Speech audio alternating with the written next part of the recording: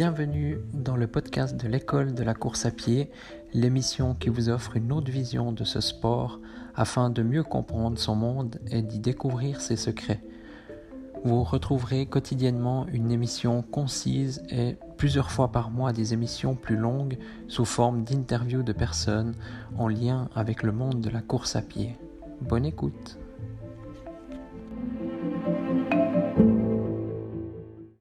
Bonjour à tous, bienvenue dans ce nouvel épisode.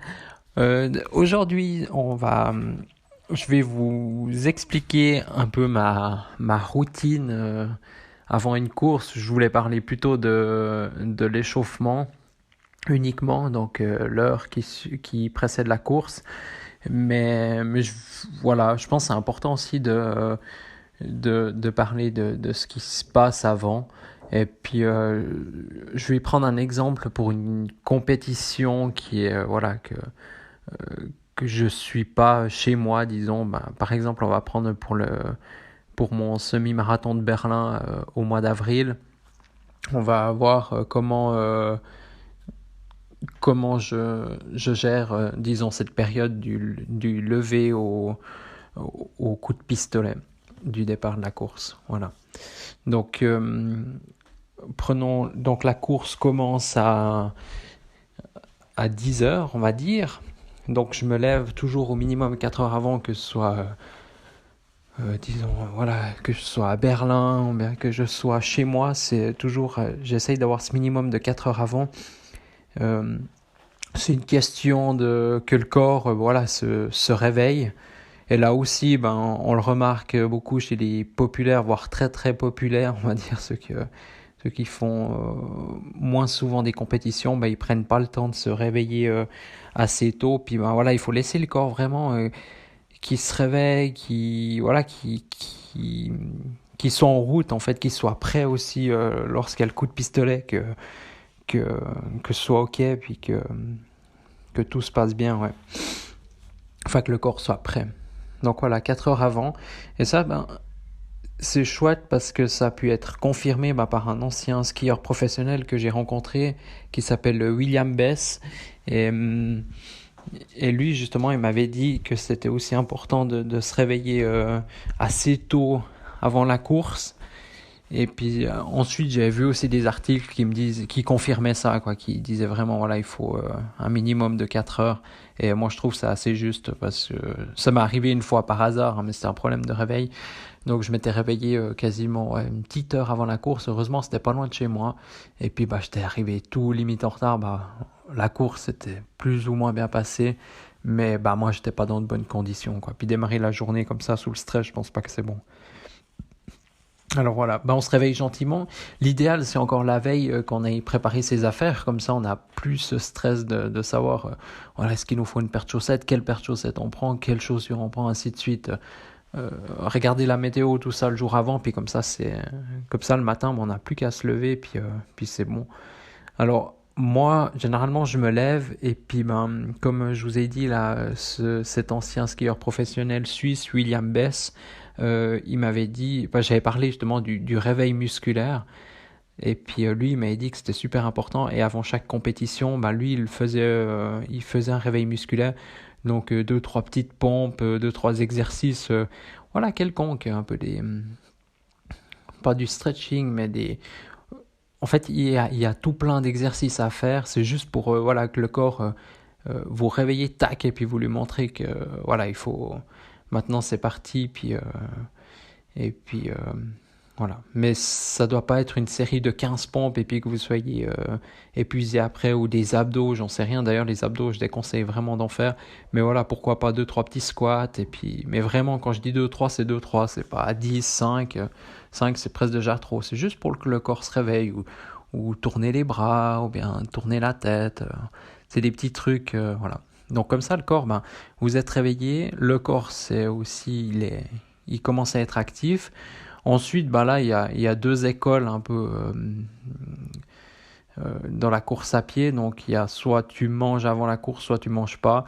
Et comme vous le savez, moi je suis l'auteur du blog couriragin.com, donc c'est clair, moi je ne mange pas. Et puis c'était surtout pour des problèmes de maux de ventre, des crampes, tout ça, des points.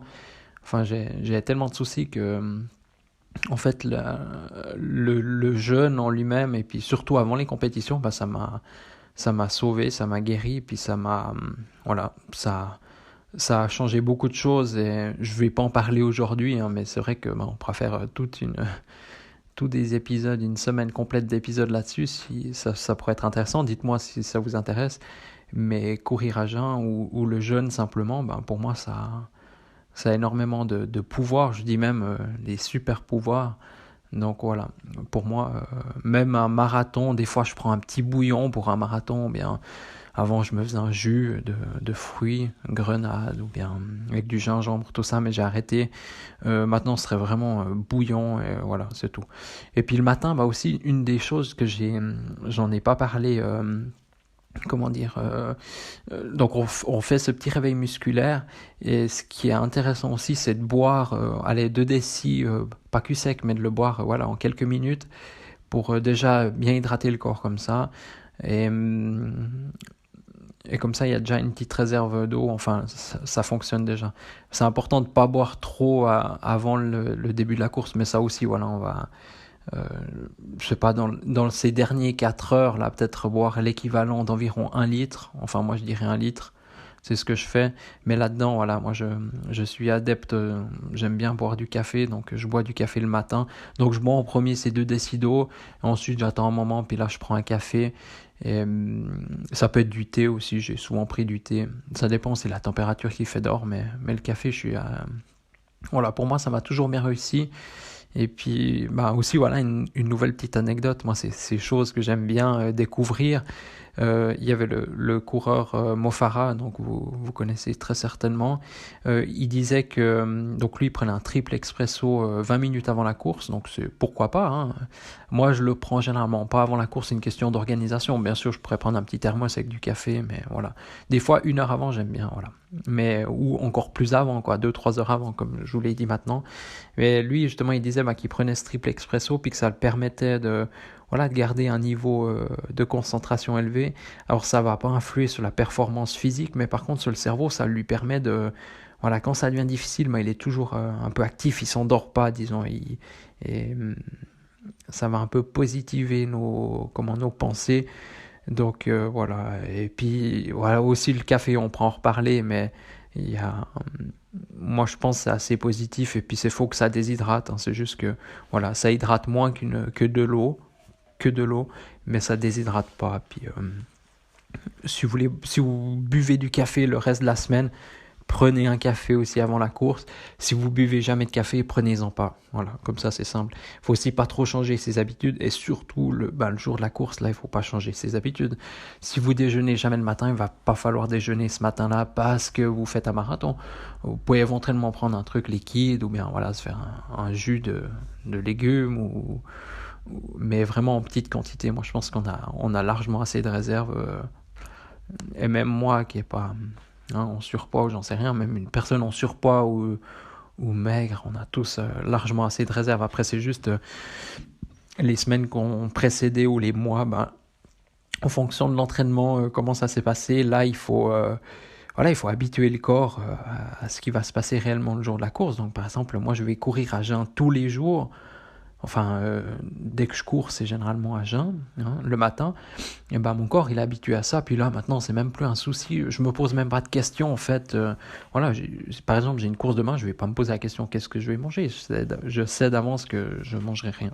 Voilà. Après, c'est une habitude. Et puis là aussi, bien sûr, on va pas trop rentrer dans les détails aujourd'hui, hein. J'en dis déjà beaucoup là-dessus. Mais le fait d'être à jeun, donc pas avoir mangé du solide, hein, ça permet au corps de mettre l'énergie ailleurs. Et il y a beaucoup il y a eu pas mal d'études scientifiques là-dessus, et puis aussi beaucoup de choses qui se disent, mais je vais pas parler de pourcentage, hein, que la digestion prend, mais ce qui est sûr, c'est que toute l'énergie qui n'est pas utilisée pour la digestion, elle peut être déployée pour autre chose. Donc voilà, on revient un peu au système que je vous avais parlé de réservoir, voilà, comme une voiture. Euh, donc toute l'énergie qui n'est pas utilisée pour la digestion, bah, vous pouvez l'utiliser pour autre chose. Donc pour moi, c'est positif. Voilà. Donc, donc je résume, hein, donc il y a ce réveil.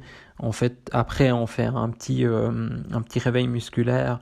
On boit de l'eau, éventuellement un petit café. On regarde ses affaires. On peut déjà un peu s'habiller, voilà, euh, en fonction de la course. Moi, j'aime. Ça, c'est aussi une technique à moi. Enfin, c'est pas à moi, mais disons, je vois beaucoup le contraire qui se fait. Après, je peux comprendre, une fois de plus, un coureur ultra populaire ou qui veut pas trop se compliquer la vie. Il y en a beaucoup, des fois, ils s'échauffent en short, t-shirt déjà avant la course. Alors voilà, s'il fait 35 degrés, ok. Mais des fois, on voit même les Kenyans lors d'une course à 25, 32, ouais, peut-être 25 degrés, ben, ces coureurs, ben, ils sont en training et en veste. Alors, ils transpirent, bien sûr. Après, il va falloir faire une machine à laver. Enfin, bref. Mais le but, voilà, de l'échauffement, comme je l'ai dit dans l'épisode précédent, c'est vraiment de chauffer le corps, de préparer le corps. Donc, et puis de pas griller trop d'énergie. Et on le sait, hein, et d'ailleurs, ceux qui veulent perdre du poids, par exemple, bah, ils savent que, par exemple, s'il fait froid, bah, il faut s'habiller pas trop, comme ça le corps il doit chauffer, enfin il doit griller de l'énergie pour rester à une température adaptée, correcte pour le corps.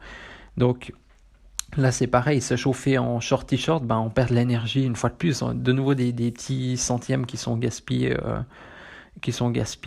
ici, de l'énergie qui va nous manquer, voilà, en fin de course. Et autrement, des choses qu'il faudrait pas faire le jour de la compétition, c'est pour les hommes se raser. Après, ça dépend de la peau qu'on a, mais moi, par exemple, si je me raserais avant une course, il y a de très fortes chances que, voilà, que je sois un peu, éventuellement, il y a des irritations ou des coupures, hein, voilà. Mais lorsqu'on transpire, après que, voilà, et que cette transpiration, salée, ça pique au visage, donc c'est pas agréable durant la course. Par contre, on est un peu, il y a des rougeurs, etc. Bref. Alors moi, je le fais généralement le soir avant. Ça, c'est une technique aussi. À pas faire, couper les ongles. J'ai fait des pieds, donc ça il faut faire gaffe. Ça peut, voilà, on peut se blesser d'avance avant de faire quoi que ce soit parce qu'on a coupé trop près ou j'en sais rien. Donc ça aussi il faut les faire peut-être 2-3 jours avant la course. Ça c'est vraiment un point important. Puis c'est tous ces petits détails. J'aurais aimé connaître justement. J'en ai fait l'expérience et puis c'est vrai qu'on n'en parle plus. On parle beaucoup sur internet ou sur les sites, tout ça. On parle beaucoup plus de fractionner que ces petits détails qui peuvent nous gâcher notre course, hein, parce que si on a mal par exemple à un orteil à cause de l'ongle parce qu'on a coupé trop près, on a embêté toute la course, voilà. Autrement, donc les 3-4 heures avant la course, voilà, ça c'est un peu le petit rituel. Après, bien sûr, il ne faudrait pas faire du ménage ou bien...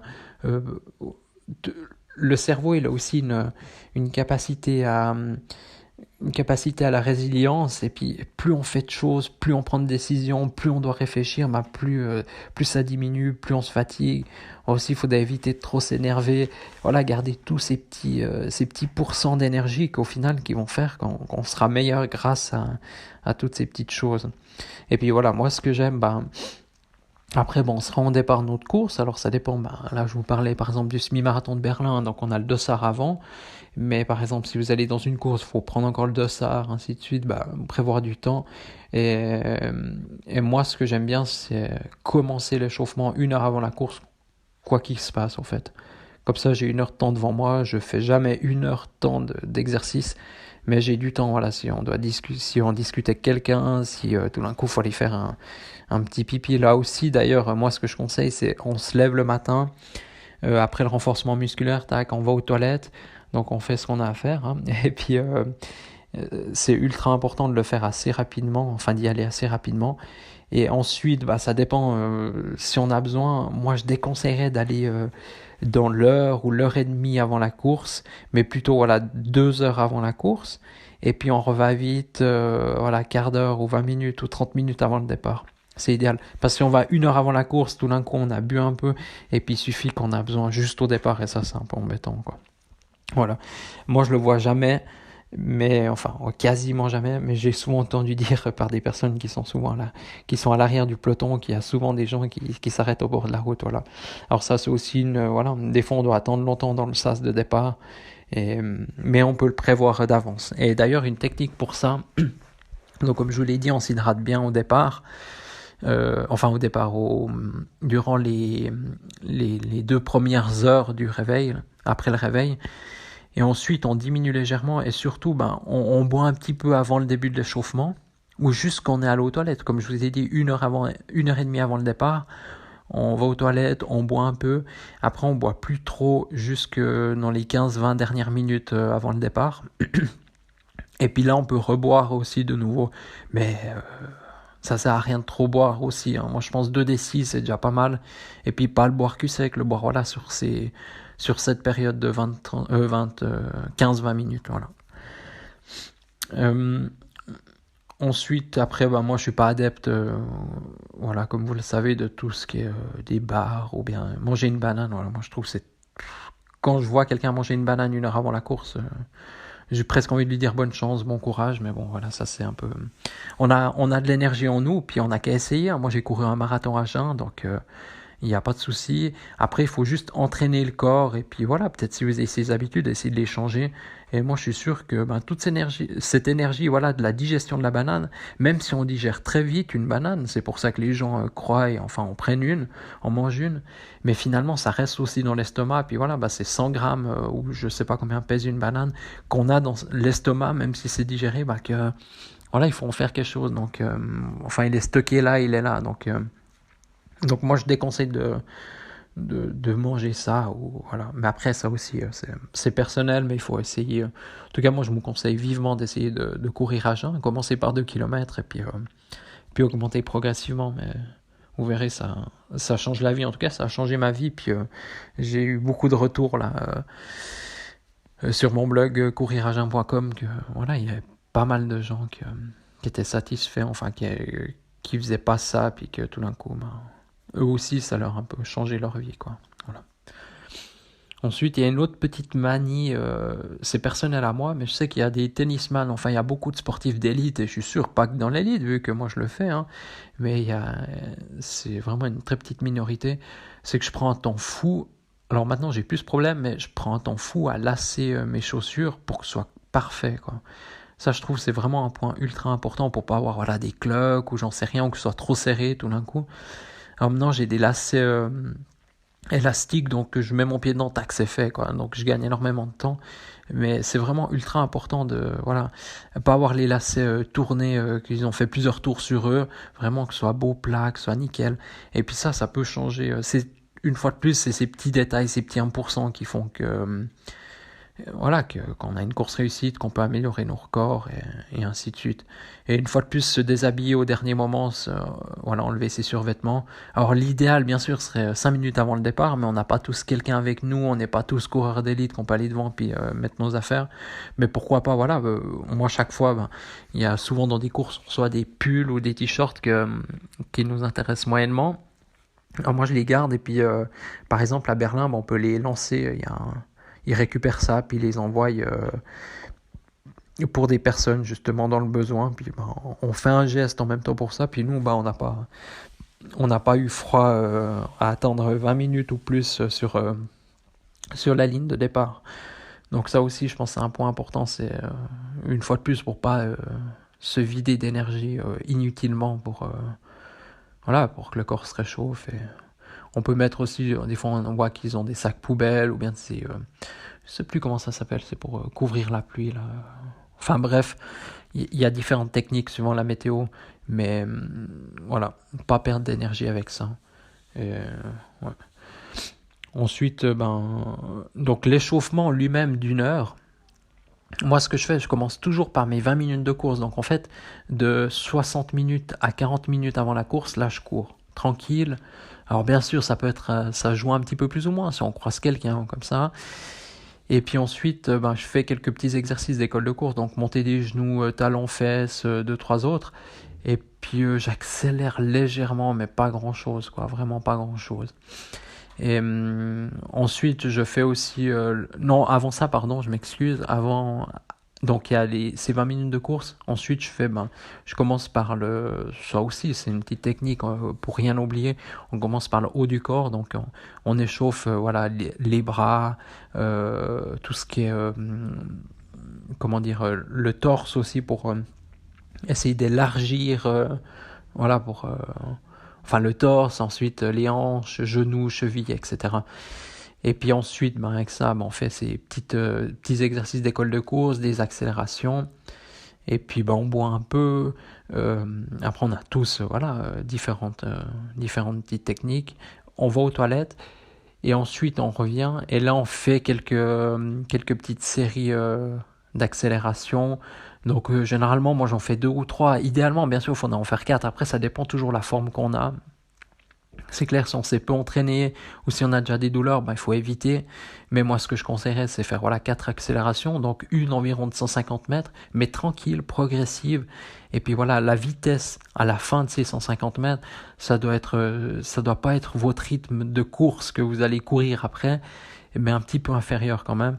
Et puis après, vous en faites une de 100 mètres, un poil plus rapide, une de 50 encore plus rapide. Celle de 50, elle est environ au rythme de la course. Et puis après, vous en faites une aussi de nouveau de 50, mais là, vous courez les 25 premiers mètres en accélération progressive. Et puis après, boum, on refait on accélère un peu plus fort, mais jamais trop à fond. Mais éviter aussi les risques de blessures. Et puis après ça, on se rend gentiment sur la ligne de départ. Et puis toujours essayer de bouger ou bien d'être un petit peu en mouvement, sauf dans les 2-3 dernières minutes avant le départ. Ça sert à rien de sauter comme un cabri ou bien... Ça dépend aussi toujours de la météo. Et puis une fois de plus, la course dans laquelle vous êtes. Certaines courses, on peut arriver sur la ligne de départ 2 minutes avant, il n'y a pas de souci. Et puis là, comme je vous dis, à Berlin, c'est minimum 20 minutes, mais c'est en s'organisant, en connaissant vraiment tout parfaitement comment ça se passe. Et c'est pour ça que moi, je garde justement tous ces petits exercices cheville ou d'autres choses, je garde justement pour la ligne de départ. Et puis comme ça, en attendant, je fais ça, puis je ne l'ai pas fait avant, disons. Voilà, ouais. Mais s'il faut retenir 2-3 choses, c'est garder au maximum justement son énergie. Donc par exemple pour l'alimentation, donc essayez d'être à jeun. Si entraînez-vous avant. Ensuite, s'habiller, puis se déshabiller au dernier moment le plus tard possible. Aller aux toilettes aussi. Et puis être prêt mentalement pour la course. On peut éventuellement aussi écouter de la musique, ça motive. Moi, je le fais des fois. Et puis surtout, bien prévoir cette bonne heure d'échauffement. Et puis et puis profiter de discuter avec les autres, être détendu, et puis être prêt pour la course. Et puis après, on n'a plus qu'à profiter dès le coup de pistolet, tac, c'est là qu'on profite vraiment de la course et puis on est bien parce qu'avant on a fait tout ce qu'il fallait. Voilà. Alors j'ai dit pas mal de choses, je pense qu'il y aura encore beaucoup de choses à dire, mais on en parlera certainement dans d'autres épisodes. Mais là au moins j'ai un peu dit en gros les points importants à respecter. Et puis encore un autre petit truc pour vous remercier aussi d'être toujours à l'écoute. Ce qui compte au niveau sommeil, la nuit qui précède la course, c'est pas ultra important. Bien sûr, moi ça m'est arrivé, comme à Berlin où tout d'un coup, on voyage en train de nuit, on dort peut-être pas la même chose que si on dormait dans un lit ou à la maison, mais la nuit qui précède la course n'est pas ultra importante. C'est vraiment celle qui est si vous avez la course le dimanche. La nuit de samedi à dimanche, c'est pas celle qui est la plus importante, c'est peut-être encore celle d'avant, et puis bien sûr c'est tous les autres jours avant. C'est souvent ce qu'on dit, ça sert à rien de faire bien 2 jours avant la course, de manger bien, tout ça. Ce qui compte, c'est d'essayer de toujours faire un petit peu bien tout au long de l'année, et puis pas seulement une semaine ou 2-3 jours avant la course. Pareil pour le sommeil, pareil pour la nutrition, pareil pour l'entraînement. Donc si on arrive à avoir cette régularité, finalement, on se pose même plus trop de questions, savoir si ça va bien se passer en course ou pas. Moi, je sais, si j'ai une course, si j'ai une course dans 2-3 jours, je me fais pas de soucis. Alors ces temps, au niveau sommeil, c'est pas ça a eu été mieux, disons, les derniers mois ont été mieux, mais ces 2-3 derniers jours, là, c'est un peu moins bien. Alors, il y aurait peut-être ça comme point négatif, que je vais pas pouvoir régler en 2 jours, hein, parce que on récupère pas comme ça. Enfin, on dit qu'on récupère pas du sommeil, mais disons, voilà.